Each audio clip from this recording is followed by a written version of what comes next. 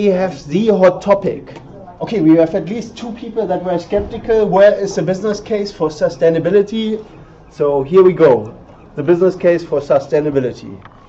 Oh, why? I must have reframed it. Okay. Okay, today we want to have a critical look at the sustainability agenda and have a look, do we actually have a business case? How can we make that a feasible idea? So legally, a company has to generate at least a minimum profit, otherwise they withdraw it. So even if you have wonderful business engines like a charity trust or anything like that, you will see you have to actually generate something and allocate that against future activities, which means you have to have basically a surplus. Yeah? Otherwise they close you the trust or company. Unless you have a lot of, there are some exceptions, but this depends on the political economy you are in. Yeah. Okay, so sustainable business is what I want to start off with, really just with some definition. So thinking about sustainable business, why would we actually do this? Well, sustainability in business is about ensuring really the long-term prosperity. Yeah, that in the long term, our business is sustainable. It's a repetition of the own word. So what I mean is, we are not going bankrupt next year. Yeah? Here in the Northeast, we actually can witness on some retail stores probably quite questionable business models that have to do with the political economy of the UK and tax return. Now they run regularly by surprise out of money to the end before the fiscal year ends, and then of course you are kind of exempt from tax.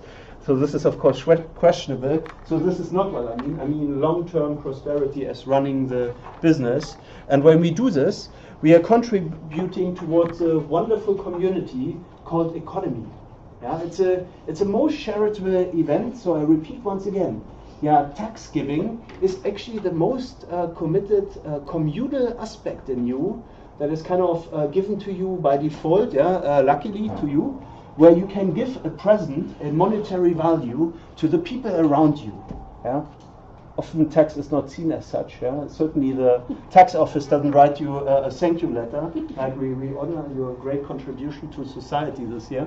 This is not quite what we normally get, but nonetheless, this is one. Yeah? And that is the economic dimension.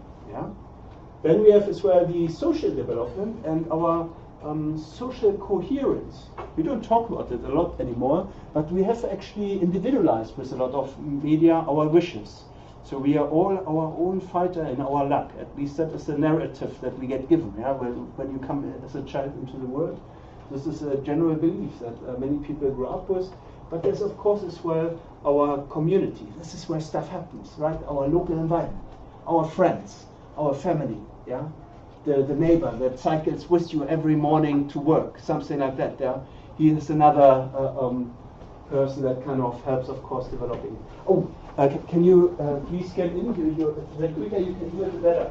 So the first 50 minutes you're not late. Yeah? So just so you know, I normally start the scanner slightly late. So just make sure that you scan in with the library card. Yeah. Yeah. Then we have as well, from the social development, a healthy environment as an aspiration. Yeah, so this is of course as well something where we want to be. And last but not least, a stable society. If we don't get along, at least we want to arrive at a level where we don't live in consistent conflict and fighting with our neighbors and a surrounding environment. Yeah. So more and more companies have tried to incorporate this, of course, and you may be aware of this. This is as well a move towards sustainable practices, and this is driven by multiple factors, and we will revisit those. So some are actually including the economy. So we have actually economies that are not sustainable.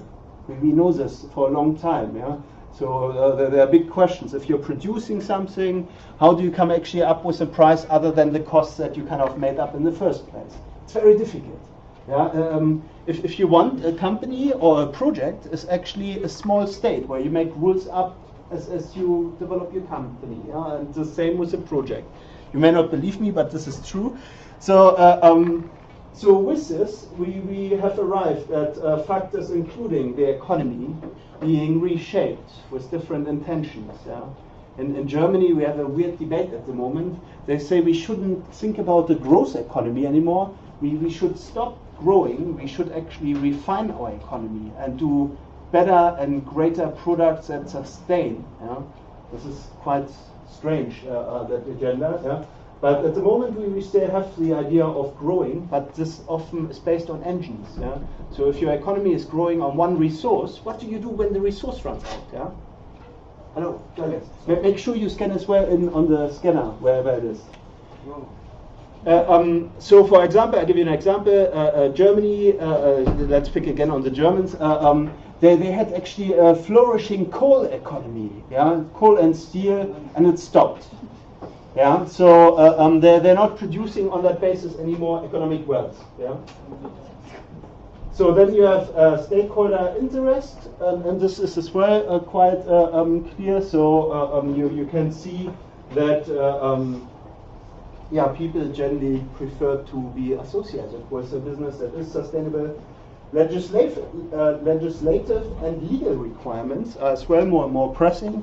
Again, this depends on the economy that you are playing in. Yeah, it's different from kind of country to country, yeah, which we normally associate with economy, or economic area to economic area. Yeah, we have special zones. If you have worked in China, has anybody done business in China, or is aware of the special economic zones? Yeah. Like in each city you have like economic zones where you have tax and like different laws, and there's quite a big one in Shanghai, like was I guess one of the first one, and Guangzhou and different areas. Yeah. So they have different trading zones, yeah, different cities and different regions that have different laws and taxation, preference treatment for certain resources, and respectively, you mentioned Shanghai, I think. Shanghai, there is one in Tianjin, I think so as well. Yeah, Tianjin maybe, yeah. The ones that I'm very familiar with is Hong Kong is still one, yeah. They have different financial law. Yeah, but they have as well in Shanghai. They have like this. Hong Kong is of course both another state, but they have like business centers as well in other areas here. Spot on, yeah. As well, Inner Mongolia has 3 state trading regions, which have one has no tax. Yeah, so there's maybe a hidden incentive. Yeah, but again, so this may come from states or social intentions to actually make it compulsory. The last one is probably the most interesting one, because this will be always a driver. It's the competitiveness. So you can use this as well as a motivator to reshape how you're competing. Yeah. Now, with adopting sustainable practices, it's as well a means of establishing a systematic link between organizational financial profitability and its ecologic and social performance. And of course, there's as well a greater intent of organizations to actually arrive at performance that can actually be measured against financial results and social and ecological performance. We don't necessarily do that yet. Yeah? So, did you know of a company that is already reporting social and ecological performance? Have you come across one?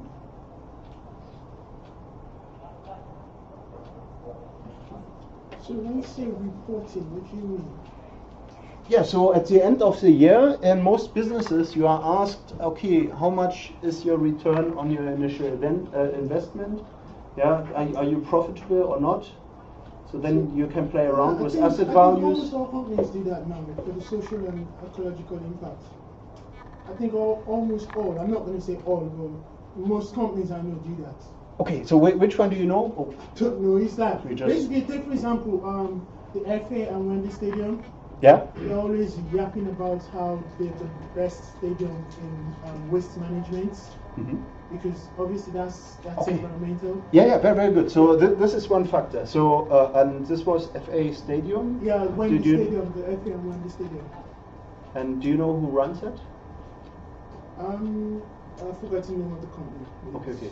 But yeah, you're quite right. So they have already, you looked here at waste minimization probably. Yeah. So they have And already the recycling. environmental footprint that they're actually publishing as being part of like being seen to perform better. Yeah, a very good example. Other ones? I think IKEA do. It would do actually. Yeah, Every company is trying yeah. to do that now. Sure, IKEA do that sort of thing. Do they report it on an annual basis, or how do they do that? It mostly factors into the advertising when they want to sell their products. So they're always going, oh, we're number one for this, we're going to do this and that, and they know like because people are going greener now, so they tend to put that in their message to attract more customers. Yeah, very good. So a lot of companies use that actually as a kind of competitive element in marketing. Yeah? To say like, hey, look, we are doing what maybe other companies do, but we're doing it the right way. Yeah? This is at least the argument. Yeah? And IKEA was another example. Yeah? They do it as well. They report as well annually. Do you know how? Where? That part of the financial report? Or is it a different entity? Probably in a CSR report. Yeah. What does it stand for, CSR? Corporate social responsibility. Yeah. So yeah, Corporate Social Responsibility Report. Yeah. So they report on an annual basis on that. Yeah. They have normally their aspirations, what they are planning for, and then they show how they have performed that. And then often this is scrutinized by researchers saying to them, hey, this is still not a full deal. Yeah, and then this is as well reported, and then media gets kind of scrutinized on that. Yeah. Okay. Socially, the other one, hidden dimension. What about socially? Is anybody reporting on that? What about the social dimension of sustainability? Do you know a company, and what are they actually reporting? Yeah. I know a Swedish company. It was like where they on their website they showed that everybody likes to be here, likes to work here, and and they won some prizes for being the company where everybody's satisfied. Okay, so inclusiveness and identity seems to be very strong, and they report it in terms of employee satisfaction, if you want that. Okay, yeah, very good example. This is quite exceptional. I haven't seen many companies that do that. Yeah. Other examples?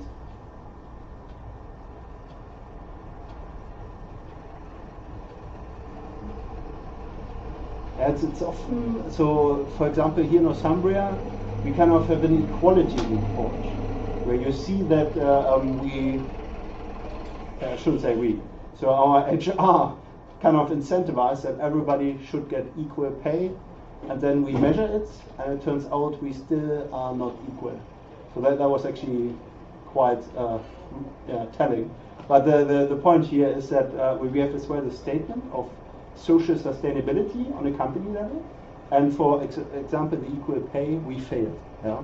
That was actually quite telling, and now they have to reassess pay scales, and we have been incentivized to do better. When I say we, I have very little to do with the pay, but the idea is that the university tries to get that right. Yeah? It's where equal opportunities, and then inclusiveness. Yeah? If employees even identify with the workplace, this is amazing. Yeah? That is of course a very strong motive. Okay. Now in terms of literature, there is actually some colleagues that have researched how this normally happens. Sustainability, they have done a survey on engineering projects and technology projects. That's something like I think 200 or so projects, and they looked at a pressure model, if you want, or pressure, pull, support, push mechanisms that kind of lead to incorporating sustainability or aligning processes with principles of sustainable development. And they realized very quickly the core comes through pressure. So, for example, license to operate. So here you had introduction of sustainable development into government policies and other government actions. And here to do with civil society expectations. So that may depend on where you are. Yeah, so we have already heard that geographies are different, even in some countries. There are exceptional zones. Yeah, and then international standards and guidelines. So this may be driven by clientele as well. That is a pressure side. Yeah. Then you have the push side. So this is a license to exist. Yeah. So here, investors are looking for evidence of good corporate governance and effective management of risk and social responsibility, investment evaluations. So the Dow Jones has as well the SI index. What does that stand for? Okay, Google it. Yeah, it's literally what was written before. But still, the idea is there is an SI index on which companies perform as well. Yeah, and if you look at investment portfolios, there are a lot of investment portfolios that ask for that now. Yeah. It leads normally as well to transparency of the supply chain where resources come from. Yeah? So it's actually a big commitment for a company to do. Yeah? But again, if you do so, then international financing corporations and World Bank and are likely to invest in you. And there's as well another element. It's literally what you said. The employees are likely to actually identify and like your company more. Yeah? So this is it's very strange. I haven't heard yet, and I'm waiting for it. Maybe this is a study that you want to do, finding employees that are happy not to be in a sustainable company. Yeah, so this may be the counter study where we can prove that that is not a reasonable factor, but I haven't seen it yet. Yeah, so research to come. Yeah. Then we have as well the pull mechanism. This is a license to sell. So here you have international trade agreements. You have even I'll come to that later, but you have even here schemes that people can sign up to, like a soft version is fair trade, where you kind of register your good intent. Yeah. Customers' expectations, proof of standards, certification requirements maybe, and then of course international actions, e.g. Global Compact or as well as sustainability reporting requirements. Yeah.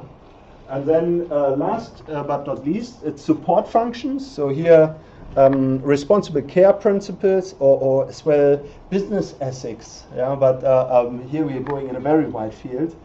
Then sound corporate governance, sustainable development frameworks maybe, or corporate social responsibility. We had it already. Performance framework, yeah, where you lay out what you're trying to achieve. Yeah. But this is sometimes quite difficult to achieve. So even like a university, you would think like we have really good intention as a charity trust. We have very high intentions. If it's online, you can actually read through it. But if you read the performance report, we are actually failing on a lot of aspects. Social sustainability, quite frankly, Northumbria performed poorly. Yeah? Better than the neighbors, Newcastle University, so we are a little bit proud. Yeah? But again, this is the wrong benchmarking. Yeah? We are not performing well at the moment. Yeah? Okay. Now those are the drivers if you want to incorporate sustainability into practice. But this is still very academic, maybe as a statement. As the people who implement initiatives and change, project managers are increasingly being asked to ensure that their projects are sustainable, both in terms of output and outcomes. In order to do this, I've forgotten the do. The project manager must have an understanding of the various sustainability drivers. Only then can a project be planned and implemented to achieve those goals. So there is a recognition. If you don't start at the beginning with it and you try to kind of bring it in during the project, you're in a bad position as a project manager. Yeah. But this is a long-standing call. This is actually from 2008 or 2009, if I'm not mistaken. Yeah. Now, okay, so I hinted already the different dimensions. Let's work through them. First of all, environmental drivers, and we have seen there quite a few. So this is a climate change mitigation. This is really the physical effects of the climate change, changes the temperature, weather, water availability, and other changes. And this, of course, affects as well business processes, fixed assets like buildings and resource availability. quick example of that. So when we built, this is my former we, not any longer, luckily. In PepsiCo, we would as well do bottling facilities. And if you like any of the fizzy drinks or beverages like Pepsi or 7-Up, those are the real tastes, I should say, as a former company employee. No, but it's a joke. So as well, Coca-Cola. Normally, you are not actually delivering the whole liquid as it comes. You are actually delivering a compressed liquid. It's actually not. This becomes slightly technical for transport purpose. It's actually not a liquid. It's actually something else, a gel. Yeah, but it makes it easier, tax border-wise, and import-export. No, anyway. But the point here is, you mix it with the local groundwater after you have refined it.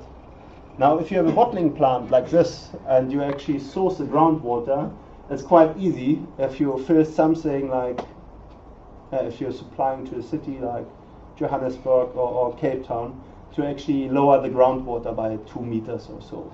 This may mean that some people with natural fountains don't have any water anymore. Yeah, so if you are doing something like this, you are very much thinking about efficiency and how you can sustain that. You don't want to get straight away in a fight with all your neighbors about groundwater. Yeah? Of course, PepsiCo can afford to go with very deep fountain systems, but the point here is you cannot afford it as a company to do that. Yeah? You have to kind of consider the water supply of your surrounding neighbors or the wider environment. Yeah? Yeah, and with that comes as well then the need, of course, for physical assets and critical infrastructure, biological and industrial processes, demand for goods and services that can all be sensitive to weather and climate as well, and respective not finish finite resources maybe to this particular place. Yeah. Yeah, with this comes as well a model that is kind of used to evaluate this risk. So there's a probability of exposure to physical effects of climate change, and there's a potential impact on business arising from exposure. So those are the two elements that you have to evaluate. This gives you then risk of adverse outcomes, and then you can manage, transfer, mitigate, or avoid or accept the risk. And this gives you then the idea of net vulnerability to climate change. Yeah. So, yeah, there you go. I have given you as well a few examples. So the Royal Society of Arts and Commerce, I should add, they just call themselves Royal Society of Arts. They have estimated this to be in the UK economy as a risk value of 1.2 billion a day. So it's quite substantial. So at the moment, this is a thing that we are not looking too closely at. Yeah, but it's one example. Then resource efficiency, we covered this already. For most companies, you come to a point if you are owning a large chunk of the production, you don't get around it. And if you run a project that is trimmed on productivity in terms of performance criteria, you will consider efficiency and effectiveness of your resources. Yeah, and if you can recycle something, what you have already bought or what you have already in-house, this is always cheaper than rebuying it, right? So giving it away for somebody to refine and then reusing it is it's lost money. Yeah.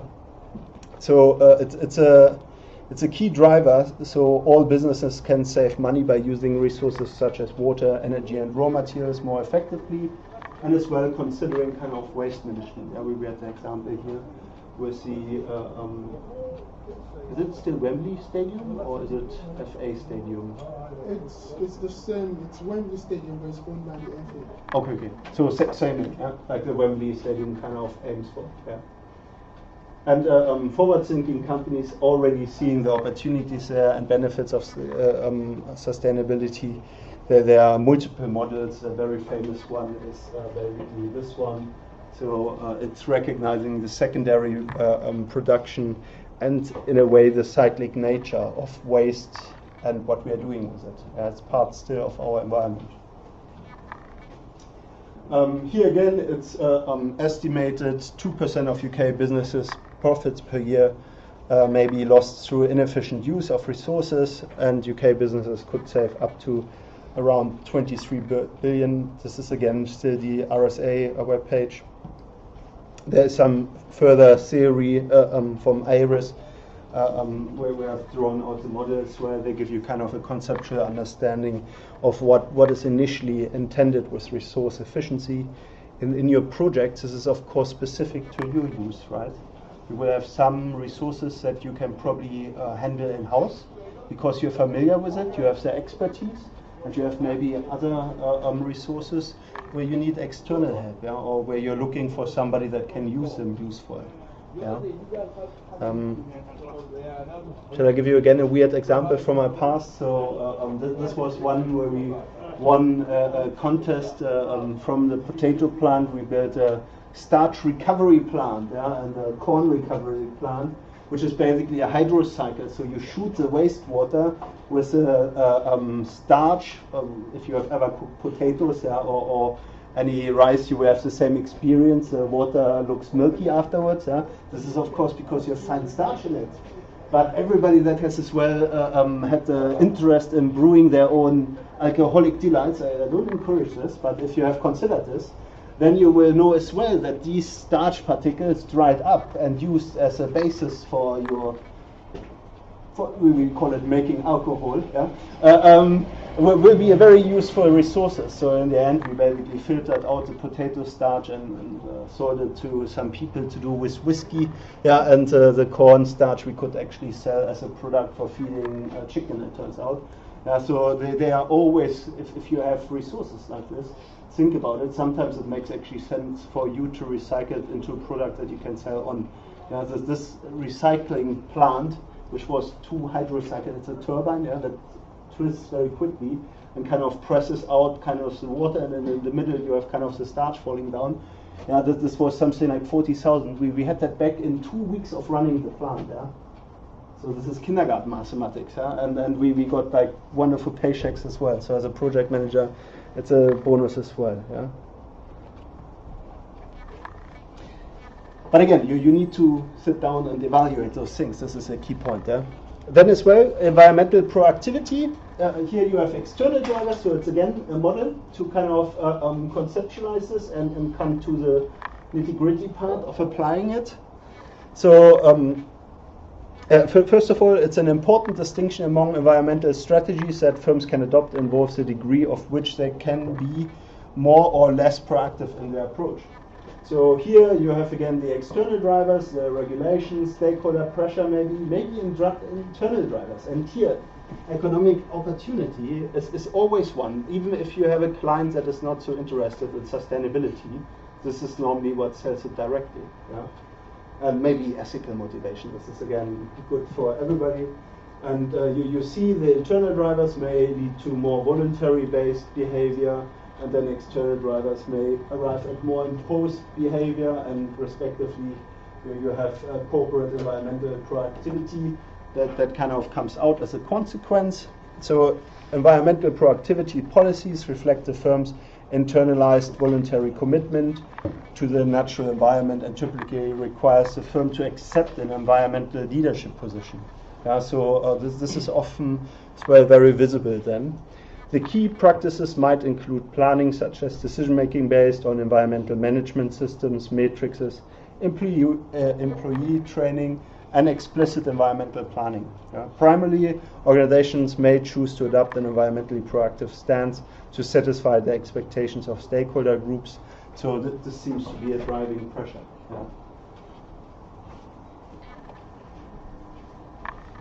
Now, personal ethics is another one. Shall I open it up by the point? I have a final guest talk actually in this lecture series from a colleague that is I think associate professor in business ethics, so he will give you a lot about it. But there may be a social expectation or a moral obligation, yeah, that you feel that makes this maybe a compulsory element anyway. Yeah. So, yeah. So if you are thinking about not poisoning your surrounding, why would you not do that? This is maybe a no-brainer. There are of course different legal frameworks. So if you want to compare one in the UK, the employer has to show that it's not poisoning, yeah, or the company, yeah, you as a project, you have to show that it's not poisoning. Whilst in the US, the regulatory body has to show that you are poisoning with what you're doing. So there are as well framework implications that may incentivize good ethical behavior or less ethical behavior. Yeah. But again, the moral intent is probably there. I have here 2 examples, so you can read through it. There's as well a documentary attached in the learning material, yeah, if you're interested in that. Yeah, social drivers is quite an important one too. So social sustainable enterprise is something that we have seen popping up. It's a new business model. Yeah, it's literally people or entrepreneurs seeing the opportunity as a support function to the economy to provide a more sustainable future. And they try to do so on financial returns, of course, but as well on social returns. So the issue of whether companies should consider their social responsibility or the impact of their activities on their stakeholders is no longer up for discussion for those companies. So social sustainability is an integral part of the creation of shareholder value and management of both global and local enterprises. But notice here, it's still focusing on investors, yeah? So shareholder value. So to be socially sustainable enterprise, but basically the research paper with Latvin and colleagues requires that a firm needs to internalize social costs, maintain and grow the capital stock, avoid exceeding the social carrying capacities, encourage structures for self-renewal, and foster democracy, enlarge the range of people's choices, and distribute resources and property rights fairly.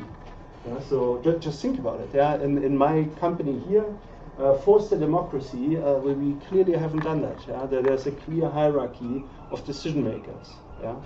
We have a large input, but we are certainly not at that level yet. And again, arguably, Sambria is a very good organization, although we are probably on the right way, but we haven't achieved that yet. This is still a long way, and it's probably quite difficult for a large organization. But this is what we are aspiring to, what's required. Now, with it comes as well corporate sustainability. So here we have kind of the bigger layers. So from environmental, we go to societal, and you can see where the drivers may sit. Yeah, so societal, you may have advocacy and activist groups that are on the forefront.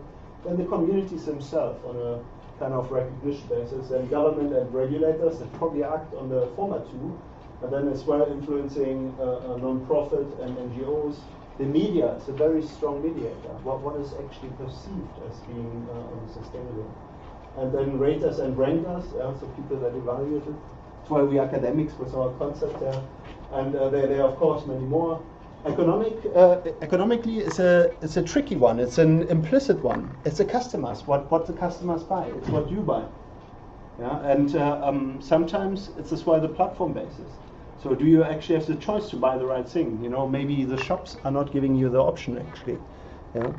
Investors, creditors as well. So how much emphasis do they set? Distributors, suppliers, and again many more. Those were just again the leading groups, if you want.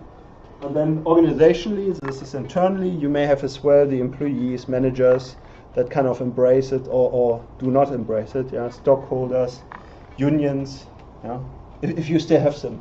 Yeah, so this seems to be as well kind of a game between different political economies.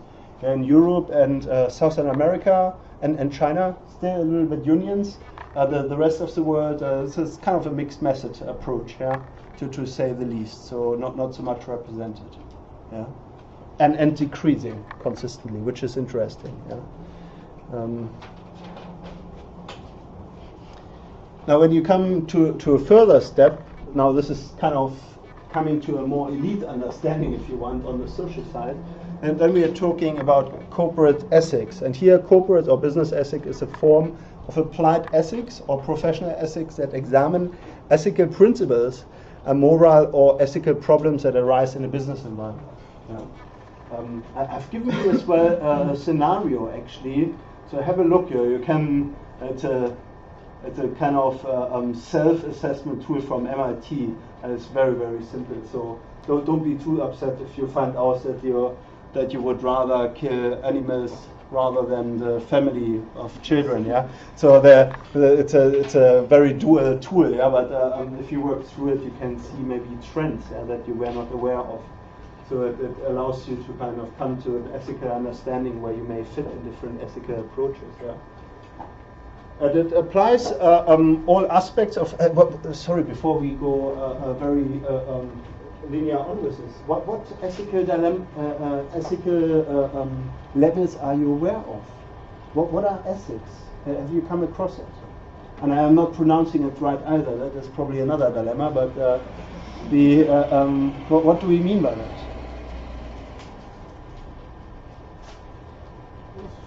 It's just doing something that is right. Yeah, what rights? It just has to do with things that are right. They might not really. There's some things that they're not really legal, but they're not right, and that's where ethics comes into place. Yeah, so you're quite right. So ethics is kind of a level up from law. Yeah, law is lowest bottom line. So we just gave up with it, so we had to write it down and agree to it. Yeah. So you either do it or you don't, and if you don't, then we send the police to collect you, and send you to a judge to be heard to. Yeah, but ethics, we actually don't do that. Yeah, so there's a kind of a higher, a meta level. Yeah, and what ethics? You said rights, and I thought you would pitch towards some ethics there, but no, it's just they're just some. It's just they're just. I think we've had this argument in Alan's class before. It's just something that has to do with common sense, things that you should do and shouldn't do. Okay, so this is a tricky one. So common sense, yeah, then is it kind of the virtues, the morals that we kind of as a group? Well, like I said, we went in Alan's class. We went towards this argument where it has to do with morals. Like some of us were of the opinion that society determines what the ethics should be, while some people just disagree that common sense is universal. But yeah, personally, I feel the society determines what the ethics is, because there's some things that will be acceptable in the UK that's not acceptable somewhere else in the world. So it's all about ethics. If you go to those parts of the world, they'll feel like, oh, you're not being ethical because you're doing this. Whereas if I do that in the UK, that's fine. And there's some things that are not just acceptable in the UK. So I don't really know how to explain it. No, it's a good. This was very good. So we have already some leads. Yeah, it's like something that we can probably commonly subscribe to. Yeah, but there seems to be a difference as well. Yeah, between localities. So maybe environment and context matters. But there's another claim that says no, wait a minute. It's not locality or environment that matters. It's actually universal. Yeah, and traditionally there are different ethical stands or ethical philosophies that are associated with it. I was kind of hoping one would pitch before we jump into virtues. Yeah? What are virtues? What is a? Has anybody heard of that? A virtue to live by? Or what is it? It's your principles, things you need. Yeah, things you live life by, things you think are wrong or right, which is different for different people. Yeah, so what would that be, for example? Did you know one that the society has embraced, or? Okay, I'll use this because we've got studies today, yeah? Basically, this part, Americans and Britons, they're generally known to prioritize money over people. Oh, okay. No, I didn't want to get into this today, but okay, fair spin, yeah, to polarize. But let's keep it simple. Yeah. So for the virtues, I'm just saying. No, I mean that's the first thing that came to my mind. Like over here, they prioritize money over people, whereas in the Scandinavian countries, they prioritize people over money. So it's kind of a virtue on their part. But if you're a farm capitalist, money comes first, whereas to them people come first. So make the people happy comes first. But here, make the money first, and then we'll talk about making the people happy later. No, I don't always even do that. They just think about the money and forget about the people. Well, we're talking about ethics right now, and with all these campaign groups and everything, they pretend to, Okay. we're going to make the people. So you have already kind of jumped into a structured definition of what ethics may entail in the debate, yeah? So I like that. But so simplified virtues is really kind of a group of people subscribing to something that is desirable, yeah? So or a guiding principles to live by. And traditionally, this is often associated with theology or associated holy or monotheisms. What is that wonderful Latin word? It means so much. It's a practicing code by which you're living by, and we recognize it often as religions. Yeah. So they kind of give us often virtues that we should be living by. That is one set. Yeah. So it's kind of principles by which you should evaluate your life. Then more practically, I was thinking of the human rights. Yeah, this is still something that we kind of fight about, that we haven't applied yet everywhere. And if you read through them, they are kind of common sense, but very difficult to get everybody to subscribe to. Yeah? And again, the underlining debate, yeah, there was a utility argument. Why should we decide what happiness or your moral looks like? Make money and decide for yourself, or should it be the other way around? You can make money, but only if you don't upset everybody else. Yeah? So there's a utility argument in that. Yeah? So there are more. Those are just a few dimensions that you can think about, or that you may want to consider. Now, with this, we arrive literally at the definition that we got given already. The ethical issues include rights and duties between a company and its employees, suppliers, customers, and neighbors, and it's fiduciary responsible to the shareholders. Yeah, and respectively on which perspective you apply, you actually arrive at different scenarios. Actually, we could make this as a narrative. Has Max done with you the ethical dilemma? With like the crossing the river? Oh, we've done that with Alan last semester. Really? I think so, didn't we? Yeah, I think so. With the okay. With a woman, is yes, with gender roles switched and like kind of nationality. Yeah, so that last semester. I think so. Ah, this is heartbreaking. Okay. It's a wonderful self-experiment. So you will do it later, or you have done it already.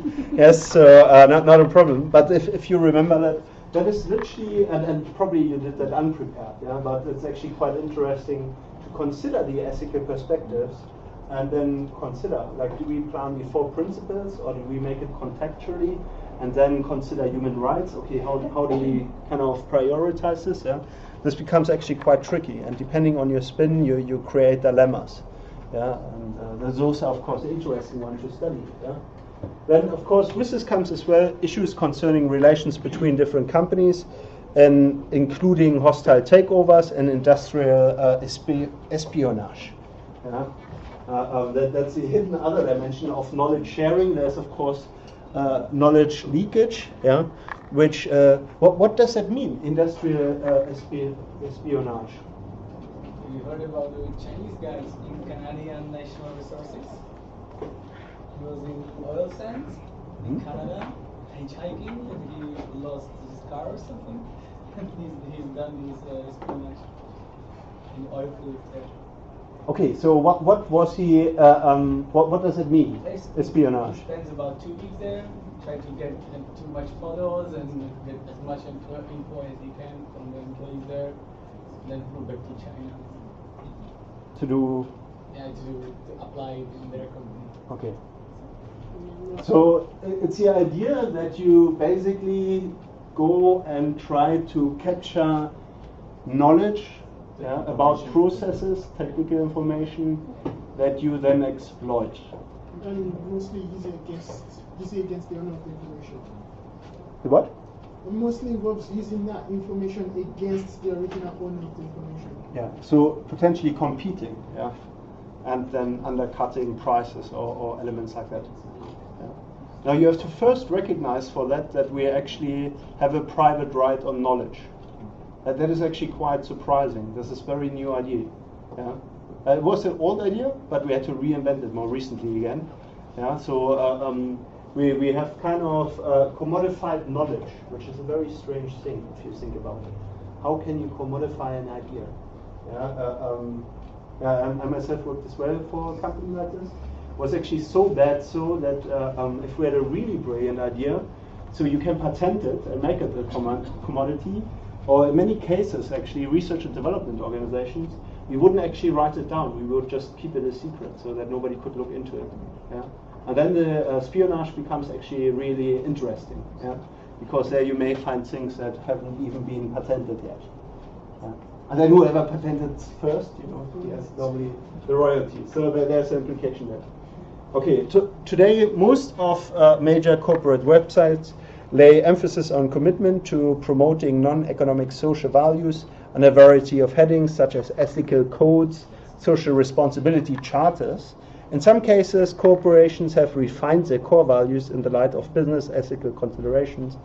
So, for example, BP did this. You may remember them from their being in the headline 2 years ago with Beyond Petroleum, environmental tilt.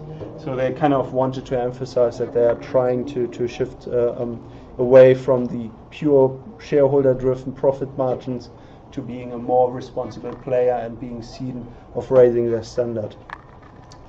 Now, if you look at ethics and compliance risk management processes, there are as well some interesting tools. So this is again coming from an academic paper, again in the reading list, yeah, so maybe something to investigate. On a corporate social responsibility side, so this is as well an ISO standard now. We have actually kind of provided a platform by which companies should self-govern themselves and illustrate so by basically reporting on their success. So corporate social responsibility can also be referred as corporate conscience or corporate citizenship, social performance, or sustainable responsible business and responsible business. And particularly the last terms have become quite big buzzwords in academia. So if you are looking for leading companies, they will probably run around with something like that. Both in Sweden, UK, China, you name it. This seems to be the spin that we're going for. What's interesting is our university, we are corporate citizens. So this means the uni has understood, like, okay, we make the staff accountable for the citizenship.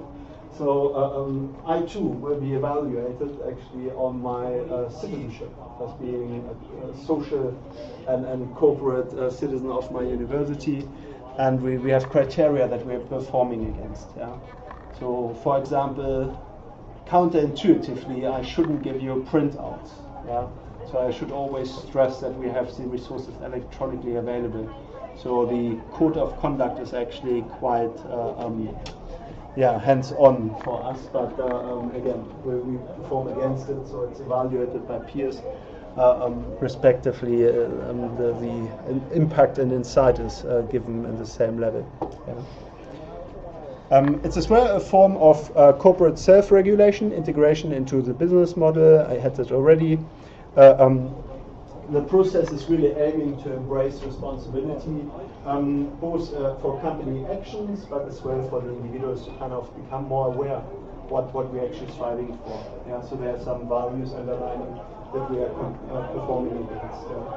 And this is as well on the environment, consumers, employees, communities, stakeholders, all users. Yeah, it's a different one. A quick question: how do you see yourself actually as a university? Are you a user? Are you a consumer? Are you a client? What are you in a university? Consumer. But what do you consume? Knowledge. Yeah. We are again by the commodification of knowledge.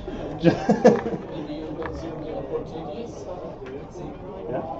And internships, why companies do that. Sometimes they try to get new employees, but sometimes they also have social responsibility. Sometimes they have to get new opportunities. Yeah, could be. But I would say we're users.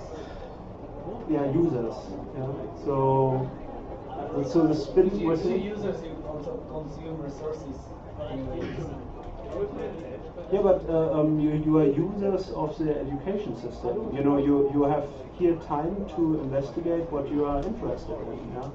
We are just probing topic-wise for elements of your understanding. But it's really your time. So I can see how you come as well to consumer, in particular with the phrasing on the web pages and everything.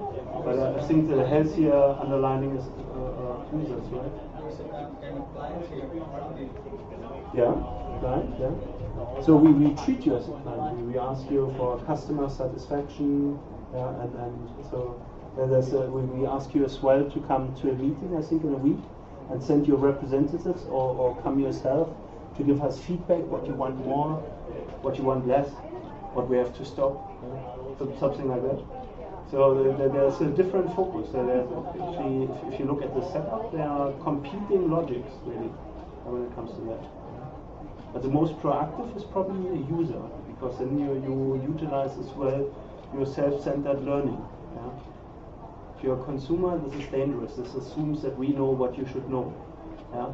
And that is maybe nice to get you the next job, but you're not just learning for the job, you're learning as well for life. There's a lot more. Yeah? Then we should cover as well the basics, I'll give you that, but that's a different point. I would go beyond that, I reckon, by my recommendations. Yeah? But respectively, this is as well set in the values that underline the organizations. Yeah.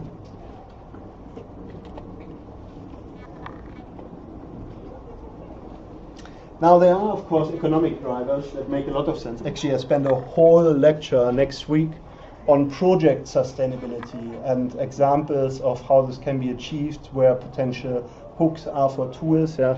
So we go in quite some detail there. Now I just want to look a little bit at the core driver. So of course, cost savings and opportunities. Yeah, this I have mentioned already a few. If you do any kind of technical product-driven product, there's a lot of threshold at the moment. We are using materials that have been used for years, and we don't use the newest materials. We have processes that are kind of outdated. We do patchwork rather than systematically considered work.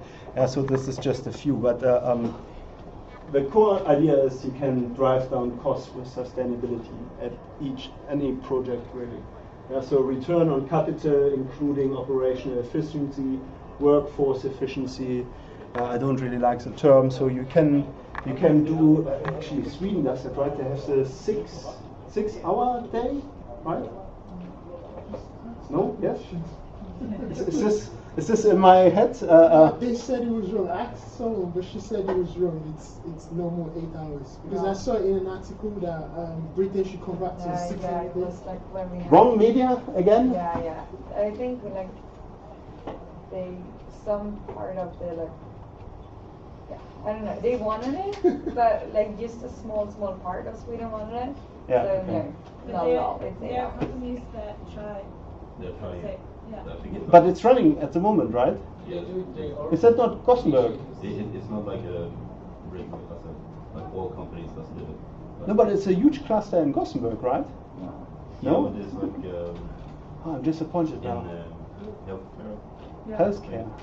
Like the like if you work for the city, Yeah.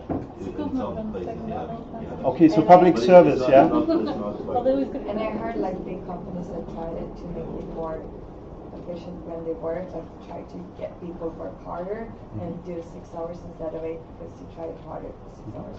But it's the same kind of amount of job you do every day. But like usually it's 8 hours. It's no difference. Okay. Oh, I'm heartbroken. Yeah. This is again half knowledge, yeah, from some article. Yeah, there's a questionable sources again.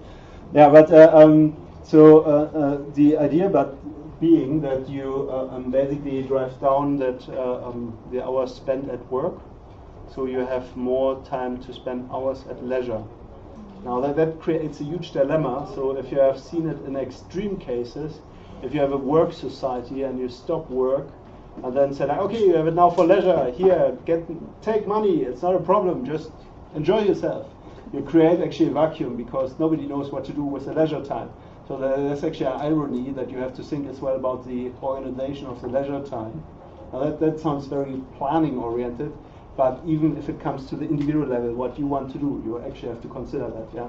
So there's a gradual approach required. But with workforce efficiencies, you can move as well at a healthier work environment. So if you're working 8 hours and you're sitting in one position, over time you're very likely your body will basically respond. Yeah? And if you can have a mixed approach that is kind of more balanced, this is of course better, just from a health point. But again, so there are work efficiencies. So cost savings normally from improved operational performance and efficiencies, process optimization, reduced material inputs, energy efficiency and waste minimization, improved product quality, reduced error rates,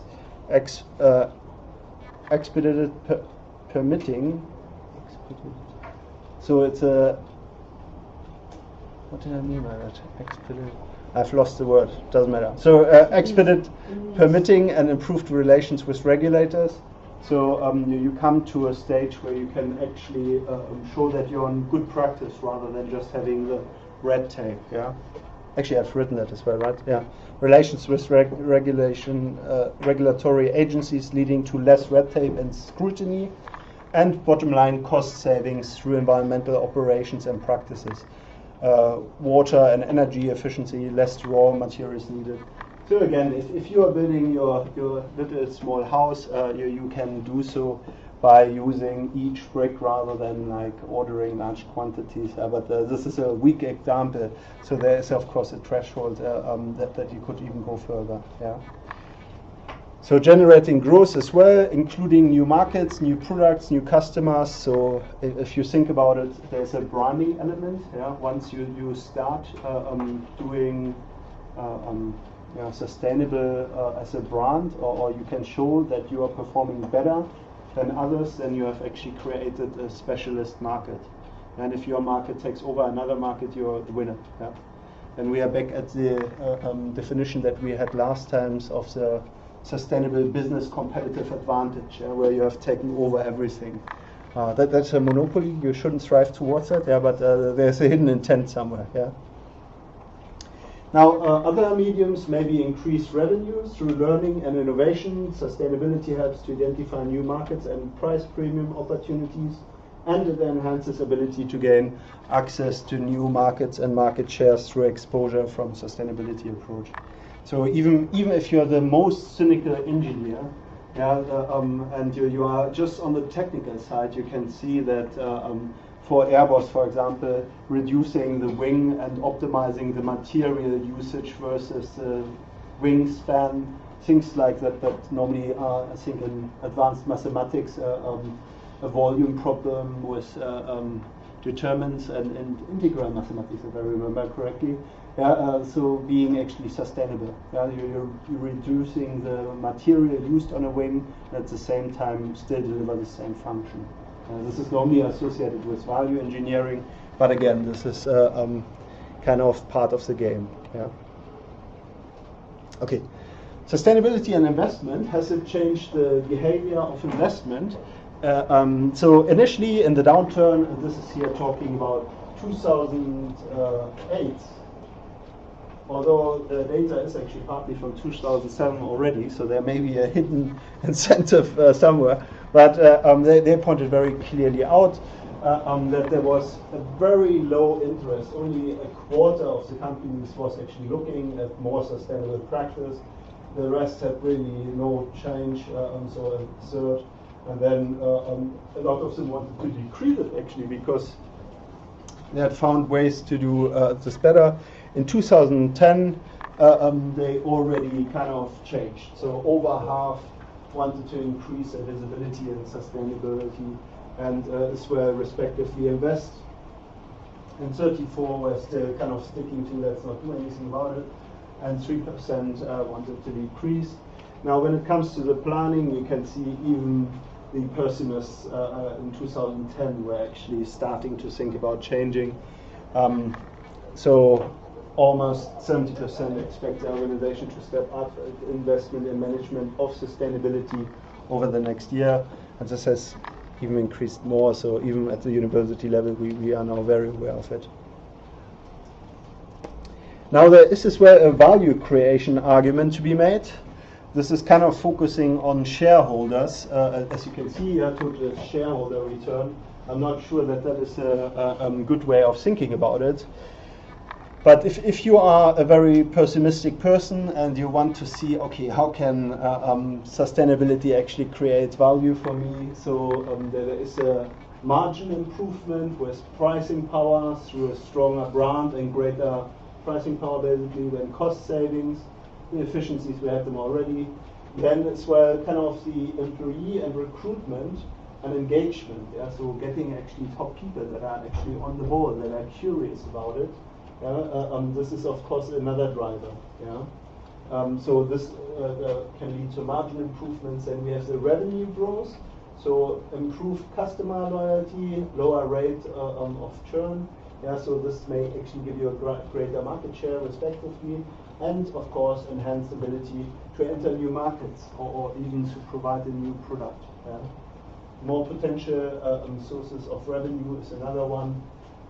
So I mentioned as well here, rethinking of what are your waste products actually, what is that waste actually, where does it go? Why do you pay for giving aggregate and resources away? This becomes a very big question for a company that kind of has the time to think about it. Yeah? At the moment we do. And waste industry is a win-win situation. Yeah?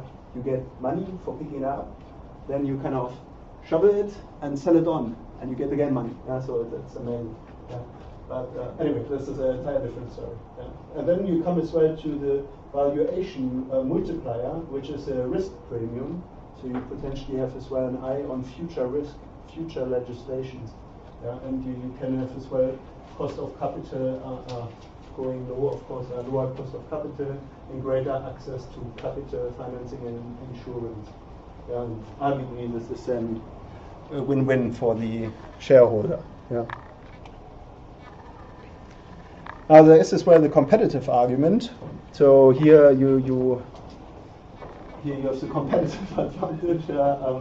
So some business people, however, still think that these initiatives are just distractions from the real social responsibility of business, so making profits, and this is still a legal requirement. Yeah, so don't get that wrong. They worry that being socially responsible will harm the company's bottom line edge and damage competitiveness. So there is actually a lot of literature that kind of points that this is a wrong assumption. Yeah? So at the firm level, competitive advantage is forged out by judiciously going beyond compliance, creating and developing its unique capabilities, which make you competitive. Yeah? And then competitiveness at the regional and national level depends on distinct competitive advantage of firms and the common resources that they can all call on. Yeah, and again, if you do here better or you have a refined spin to it, you are very likely to win and outperform others. Yeah. When companies treat the issue in sustainability as part of their strategic context, they discover very easily risk and opportunities, and I've seen it actually myself on a few occasions. So it's a very powerful concept to actually use to rethink what you're doing. Yeah, then if you build them into the core activities, profit-making activity will be part of it. Yeah, so it's a very enriching activity, and we have a look at examples. Now, quick run through the business drivers. The key one, and again, this comes still from the same paper, it's improved image. So you can see here why companies felt it was important to actually addressing sustainability issues. So you see number 2 is actually cost saving, then competitive advantage, employee satisfaction, morale and retention, then product and service or market innovation, and then business model or process innovation. And then it fades out to risks and stakeholder relationships. So there's a huge threshold in this. Yeah, as I already indicated, my competitor was a case study here. Yeah. So we have as well a Coca-Cola example here. Sustainability, if you use it wise, particularly at the beginning of the project, it can be a huge driver for innovation that you want to maybe even carry on as a project legacy. So something that may translate into other projects as a starting point, which you could run as well as a consultant, either externally or internally. There's a huge possibility for that. I think we as well the Maersk, so it's a container company. Probably all of you have seen the wonderful container ships with Maersk written all over the place. Where are they based? Does anybody know? Denmark. Yeah, Denmark. Are they big? How big are they? Does anybody know? Maybe. Yeah, biggest. Yeah, biggest at the moment. Yeah. And then even they find it very, very important. So they have played around with their ships and as well their logistics. But as to be fair, as a logistic company, you would kind of expect that they are kind of pitching towards efficiencies. Yeah. Then you have as well customer loyalty. So it shows that I don't know how's it for you. Do you have products that are more sustainable, or do you not care? Who has bought a brand in the which day is today? Yeah, in the last week that had good intentions on its brand, intentionally or unintentionally? Who has bought one? Who has bought a local smoothie here? I just saw a smoothie there, so we have at least one. Maybe not knowing. You bought it. I can see on the table. Yeah, exactly. By default. So have a look. Some consumer choices have already been made for us. Yeah, we kind of fall already into this kind of scheme of sustainability. Yeah, so you see already they advertise that it's local, that it's maybe homemade. Yeah, or there are many other hidden indicators. And any other products or indicators that you came across? Any products that you bought this week? Like yogurt and fruit and stuff. If it's from England, I buy it. Okay, so yogurt and what was the other? No, like fruit and stuff. Oh, fruit. Yeah. So if I buy it, if it's from England, I rather buy that one than maybe from Asia. And the South African stuff, not? No? I try to buy local. Okay. Yeah. Yeah, very good. Yeah. Yeah. Yeah. But if I make a local smoothie and there's a small shop that only makes free smoothies, it could be take much more energy just transporting, cooking it because the machines, there's more waste. So it could be just there's no balance. So it could be just it's local, it's good for nature, but actually if you have a big smoothie factory and millions of smoothies, there might be much less energy and waste in total. Yeah, so you are already critical of the movement, yeah. So in a way, you're quite right, yeah. So efficiencies come with scalability, yeah. So as well, if you look at power plants, it makes a lot of sense to build a big power plant and just supply it to a city.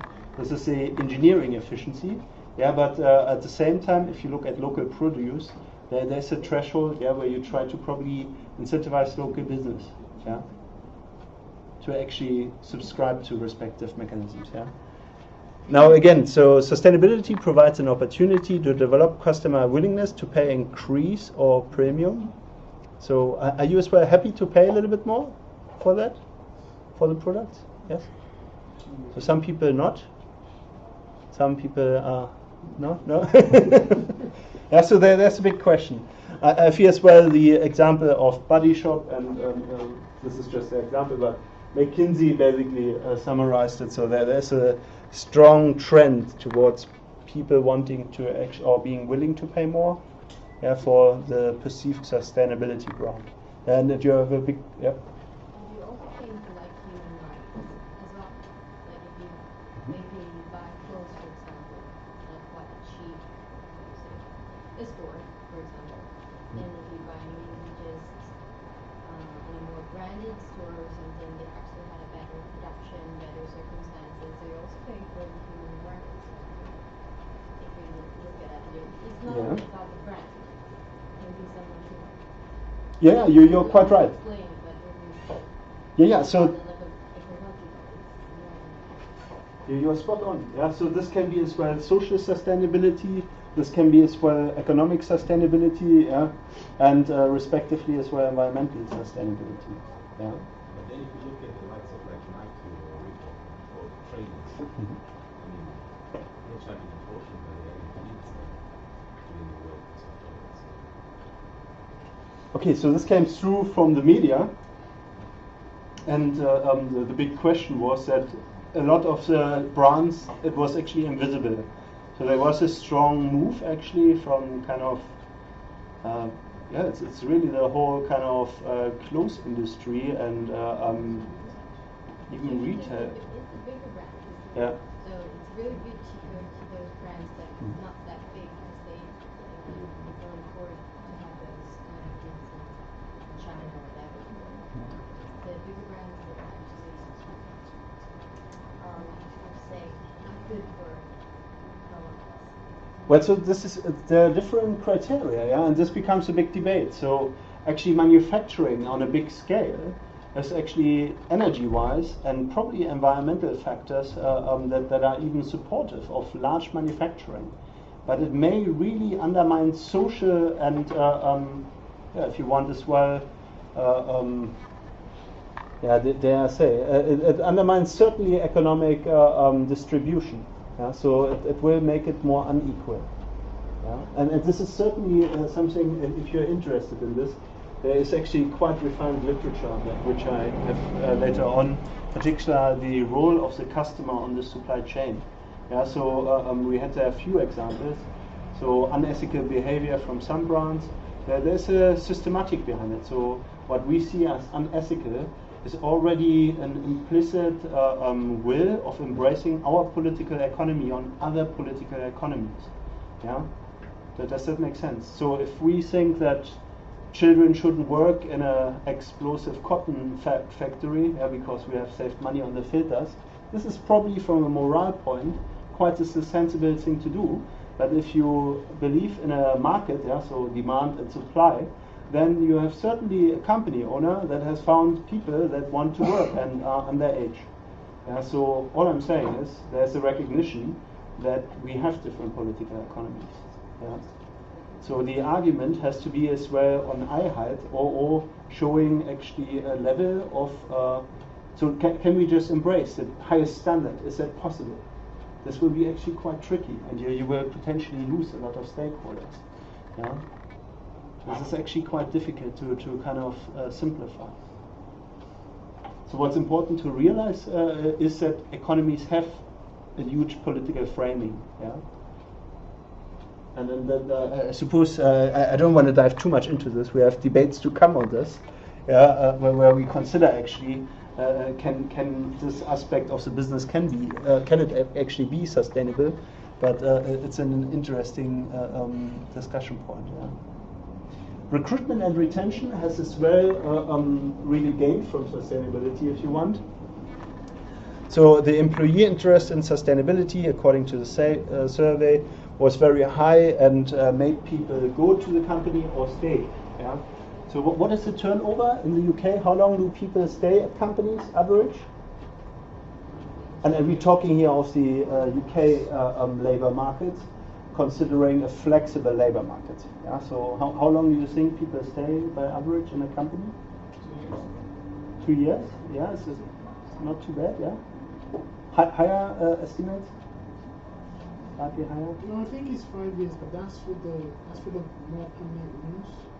Yeah, so it's between I think 2.5 years and 5 years, and then you can filter between professionals and kind of technical hands-on jobs. This is how the ONS, Office of National Statistics, has kind of divided it. If you want to go with them, so it's a high turnover. How high is it in your home country? Does anybody know from another country? Sweden? 15? Yeah. I think it's higher in Sweden than 5. Yeah. Well, what do you guess? 7, maybe. Yeah, 7 is actually pretty spot on. It's 7.8 towards 8. Yeah. And it depends when you are in. What's interesting is if you're in a trade or apprentice, so hands-on, you're likely to stay something like 12 years. So it gets actually longer. It's only when you do something professional that you are likely to leave somewhere else and go somewhere else. Yeah. Other countries? Actually, I have to be careful. I just know a few. Yeah. Germany, they really like to stay. They do 13 years. Japan, anybody? Yeah, it's lifetime. Yeah, you're spot on. You're it's literally nearly lifetime. So work lifetime is considered something like 25 years. They have 23 years. Yeah, they don't change. Once you're in the company, they hold on to you no matter what. Yeah. So it's very committed. Other countries? I mean, this was the extremes. Yeah. Other ones? I don't know a lot of countries. Yeah. So I would purely. How many is it in the US? US was very quick. Was as well between 2 and 5. So they were very quick turnover. Yeah. But this was very skewed, the statistics, due to the last 5 years. They had a huge turnover there. There's a lot of employment, unemployment going, and re-employment. So this is, of course, messing with the statistics enormous. Yeah. So again, sustainable, then it's likely that you stay. Yeah, we have as well the legislative drivers. So very quickly, regulatory compliance. So yeah, it's basically the stick. Does everybody know the carrot and stick analogy for the donkey? It's not a good one, I have to admit. But again, it's kind of often used in business literature as a metaphor, so it's important that you recognize what they actually mean with the stick and the carrot. So what is a carrot for? So the question is, how do you make a donkey move? Yeah, if you choose it as a mode of transport or kind of a vehicle of transport. Yeah. What can you do? So donkey. Yeah. You dangle the carrot in front of the donkey with a stick. Yes. So you use a stick, and with a rope you hang kind of the carrot like just in nose height, so that the donkey can spot what's in front of him. And then, if you're lucky, the donkey tries to go to the carrot and does the movement. So what is, so it's incentive by motivation, yeah. So a reward, yeah. You never get. Oh, you see it as a bad reward. I thought you make the donkey where he wants to walk and then give him the carrot, right? This is the idea.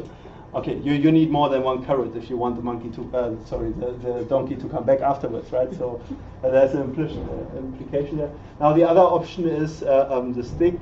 Yeah, beating with the stick. Yeah. Which is horrendous. Yeah, it's punishment if you don't do it. Yeah, exactly. Making him move by punishing him up front. Yeah. So a little bit, the legislation is a little bit like a stick. So if you don't do it or you don't follow it, you will be monitored more closely and you have to report more accurately. So again, respectively, we have the laws and requirements. Then there's as well the other side to avoid basically litigations and legal claims and accident expenses. You may want to mitigate this, so mitigate risk by complying with regulatory requirements, industry standards, and maybe even NGO demands. So non-governmental organizations may have a say on this. Then you have a social license to operate, facilitate uninterrupted operations and entry into new markets using local sustainability efforts and community dialogue to engage citizens and reduce local resistance. Actually, we were talking about South Africa. In South Africa, we had that actually a lot. A social license from the unions, for example, in mining was a big thing in South Africa.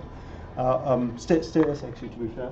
There was a social consent that pay is actually okay, that health and safety is okay, and if you didn't have that, the miners would actually strike, and that was actually quite powerful, and so powerful so that it was as well used for other means.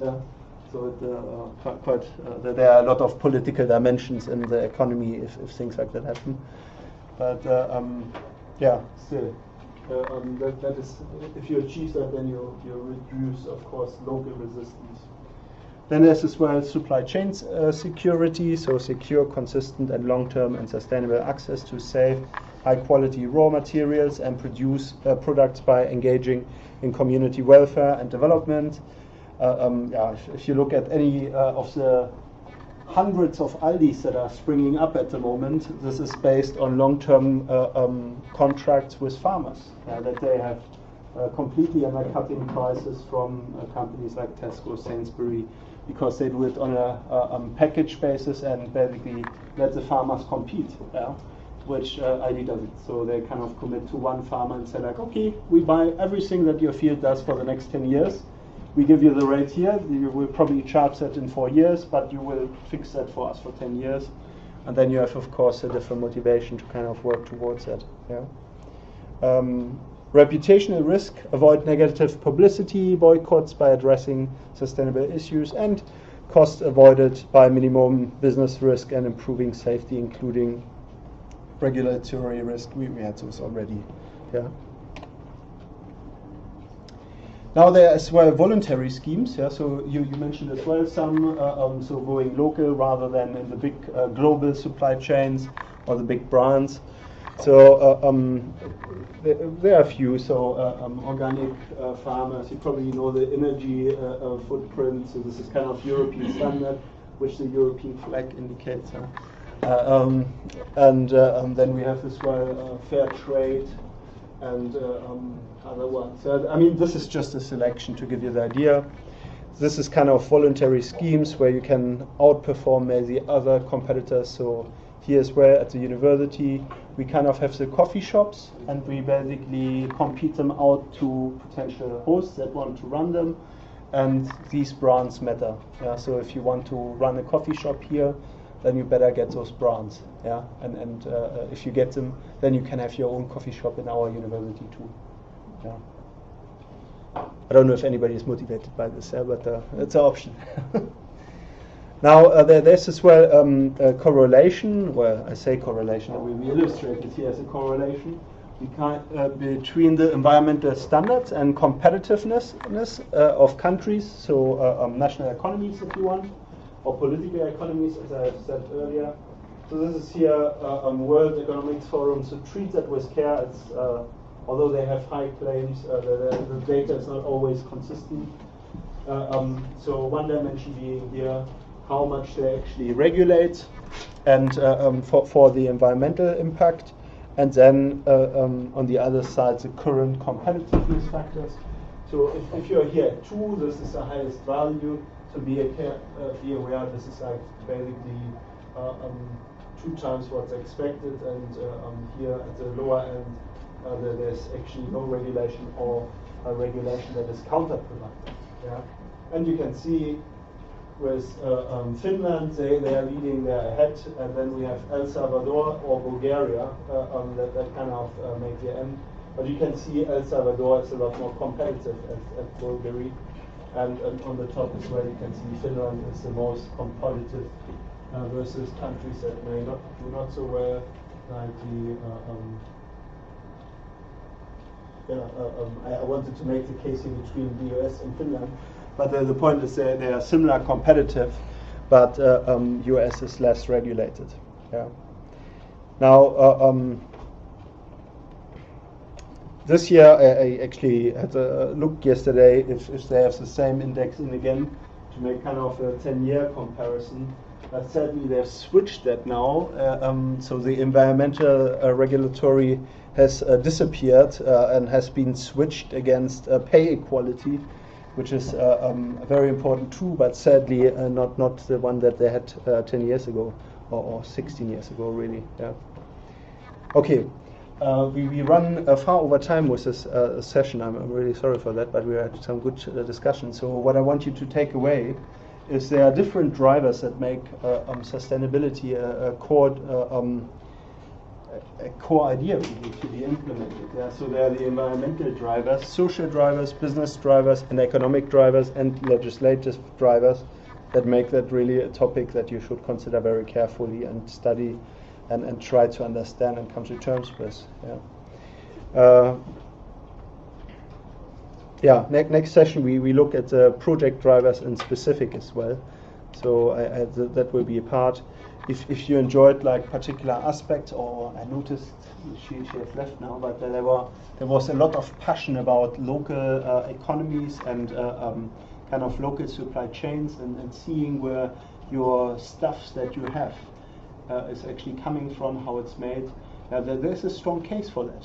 There's a case for localized economic incentives, but at the same time, this fights with the scaling of resources and optimizing.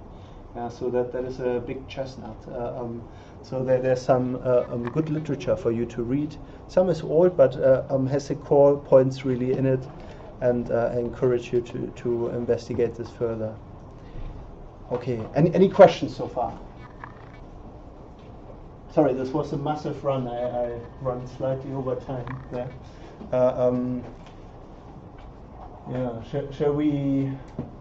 I had a small exercise. Do you want a 5 minutes break, and then we do this quickly for 15 minutes? A little bit of discussion. Yeah. Okay. Let's take a 5 minutes break, and then 15 minutes where we have a very short discussion on the big drivers that sit behind it. Yeah. Thank you very much. Yeah.